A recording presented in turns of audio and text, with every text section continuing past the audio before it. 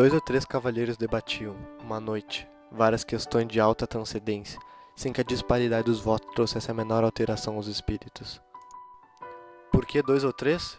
Rigorosamente eram 2 os que falavam, mas, além deles, havia na sala um terceiro personagem, calado, pensando, cochilando, cuja espórtula no debate não passava de um ou outro resmungo de aprovação.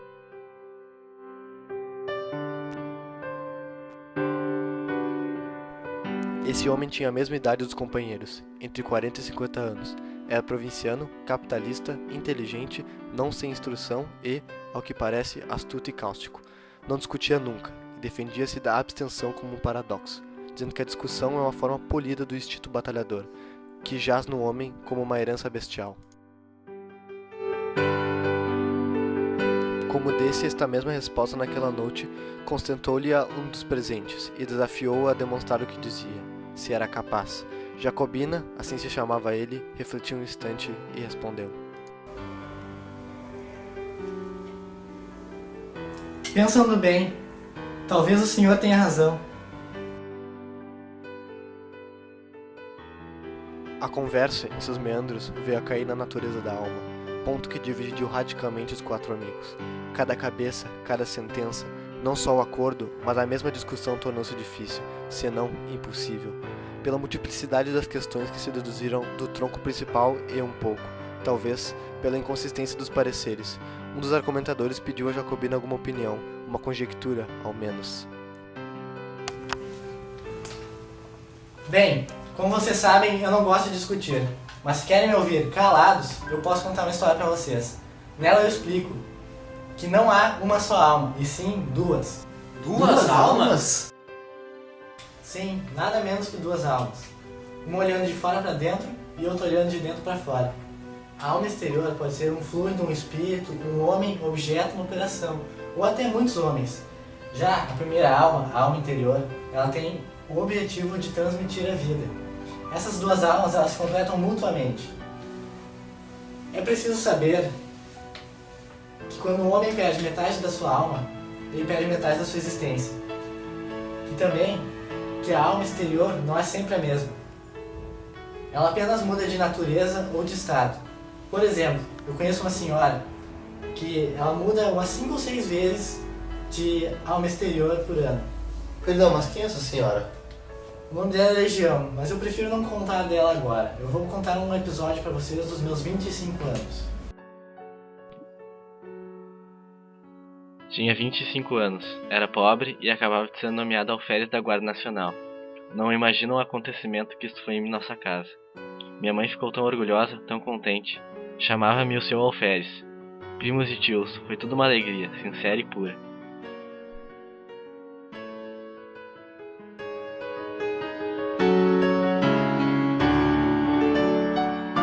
Então uma das minhas tias, Dona Marcolina, viúva do capitão Peçanha, que morava a muitas léguas da vila, num sítio escuso e solitário, desejou ver-me, e pediu que fosse ter com ela e levasse a farda.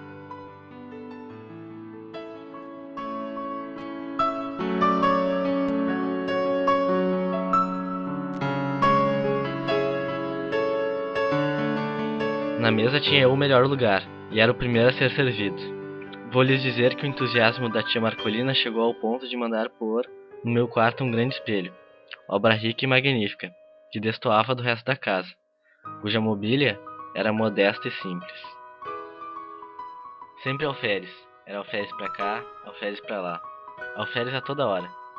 Eu pedi-lhe que me chamasse de Joãozinho, e ela abanava a cabeça, bradando que não, que era o senhor alferes. O certo é que todas essas coisas, carinhos, atenções, obséquios, fizeram em mim uma transformação, que o natural sentimento da mocidade ajudou e completou. Imaginam, creio eu. O alferes eliminou o homem. Aconteceu que a alma exterior mudou de natureza. Passou a ser os sapapés da casa, a cortesia. Falava-se muito do posto e pouco do homem. No fim de 3 semanas era outro, totalmente outro. Era exclusivamente alferes. Ora, um dia recebeu a tia Marcolina uma notícia grave. Uma de suas filhas, casada com um lavrador residente dali, a 5 léguas, estava mal e à morte. Adeus, sobrinho, adeus, alferes. E pediu a mim que tomasse conta do sítio. Fiquei só, com os poucos escravos da casa. Senti uma grande opressão, alguma coisa semelhante ao efeito de 4 paredes de um cárcere. Embora a vida fosse menos intensa, notei que naquela noite os escravos redobravam de respeito, de alegria, de protestos. Era em alferes de minuto a minuto. Mal podia eu suspeitar a intenção secreta dos malvados.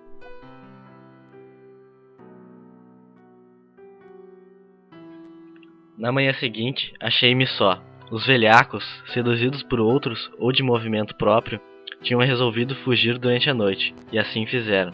Achei-me só, sem mais ninguém, entre 4 paredes, diante do terreiro deserto e da roça abandonada. Nenhum fôlego humano. Corri a casa toda. As horas batiam de século a século no velho relógio da sala. Tic-tac, feria minha alma interior. Li uma poesia americana.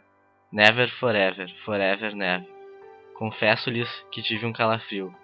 Era justamente assim que fazia o relógio da tia Marcolina. E então de noite, não que a noite fosse mais silenciosa. O silêncio era o mesmo que de dia, mas a noite era a sombra.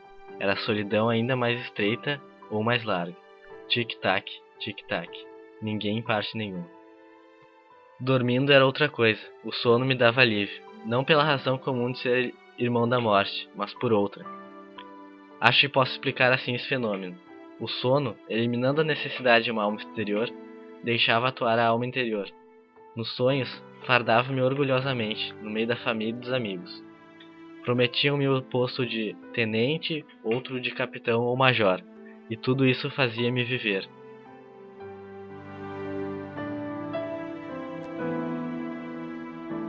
Levantava-me, passeava, tamborilava.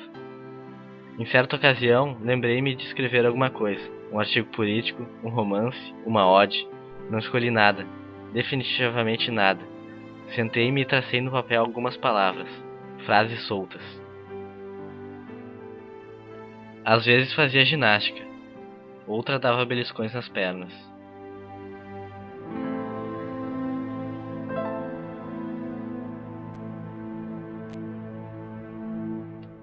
Desde que ficara só, não olhara uma só vez para o espelho. Não tinha motivo, era um impulso inconsciente. Depois de muito tempo, deu-me na veneta de olhar para o espelho, com o fim justamente de achar-me 2. Olhei e recuei. O próprio vidro parecia conjurado com o resto do universo. Não me estampou a figura nítida e inteira, mas vaga, esfumaçada, difusa, sombra da sombra.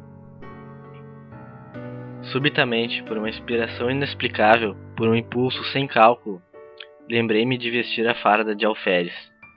Vestia, aprontei-me todo, e como estava defronte do espelho, levantei os olhos. O vidro reproduziu então a figura integral, nenhuma linha menos, nenhum contorno diverso. Era eu mesmo, o alferes, que achava, enfim, a alma exterior. Daí em diante fui outro. Cada dia, a uma certa hora, vestia-me de alferes. E sentava-me diante do espelho, lendo, olhando, meditando. No fim de 2, 3 horas, despia-me outra vez. Com este regime, pude atravessar mais 6 dias de solidão, sem o sentir. Quando os outros voltaram a si, o narrador tinha descido as escadas.